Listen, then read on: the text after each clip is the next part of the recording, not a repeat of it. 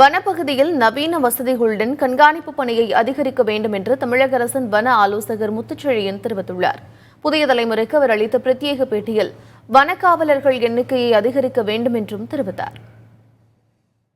வனத்துறை இந்த யானை தந்தத்துடைய அந்த களத்திலே தடுப்பதற்கு என்ன மாதிரியான நடவடிக்கைகள் இன்னும் தீவிரப்படுத்த வேண்டும் என்பது குறித்து பேசுவதற்காக பெரியார் பல்கலைக்கழகத்துடைய முன்னாள் துணைவேந்தர் திரு முத்துச்செழியன் சார் நேரடியாக கேட்கலாம்.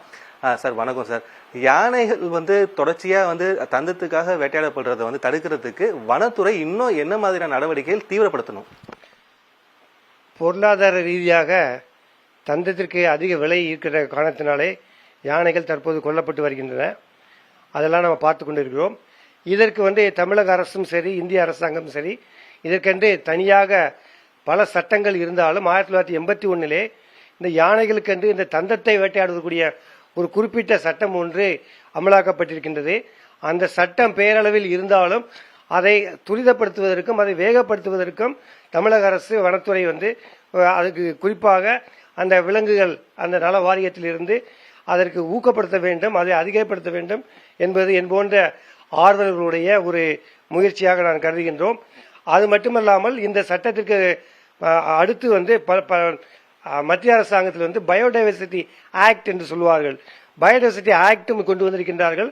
அந்த பயோடைவர்சிட்டி ஆக்ட் மூலமாகவும் சேமநல காடுகள் சேமிப்பு, பாதுகாப்பு மற்றும் இந்த யானைகளுக்கென்று தனியாக ஒரு ப்ராஜெக்ட் டைகர் என்று இருப்பது போல ப்ராஜெக்ட் எலிபென்ட் என்று இருக்கின்றது.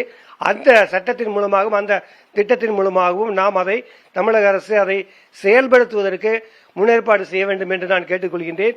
அது மட்டுமல்ல, இங்கே காடுகள் விரிந்து பறந்து கிடப்பதனால் ஒரு குறிப்பிட்ட வனப்பகுதிக்கு 2 காவலர்கள், ஒரு கார்டு ஒரு வாட்சர் மட்டும்தான் இருப்பார்கள்.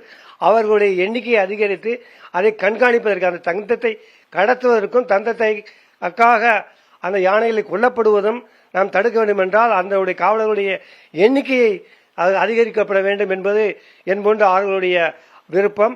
அது மட்டுமல்ல, நிறைய அங்கே கண்காணிப்பு டவர்கள், அந்த நீளமான டவர்களை ஏற்படுத்தி கீழே அடிவாரத்திலும் சரி மேலையும் சரி அந்த டவர்களை உண்டாக்கி அதன் மூலமாக அந்த காவலர்கள் தற்போது இருக்கக்கூடிய இந்த டெக்னாலஜியின் மூலமாக கண்காணிப்பு டவர்களை ஜிபிஎஸ், ஜிஐஎஸ், ஜிஸ் என்று சொல்வார்கள் போன்ற கண்காணிப்பு கருவிகள் மூலமாக காடுகளுக்குள்ளே செல்லக்கூடிய இந்த தந்தத்திற்காக யானை கொல்லக்கூடியவர்களுடைய அவர்களுடைய வரத்தை நாம் கண்காணிக்க வேண்டும் என்று நான் கேட்டுக்கொள்கின்றேன்.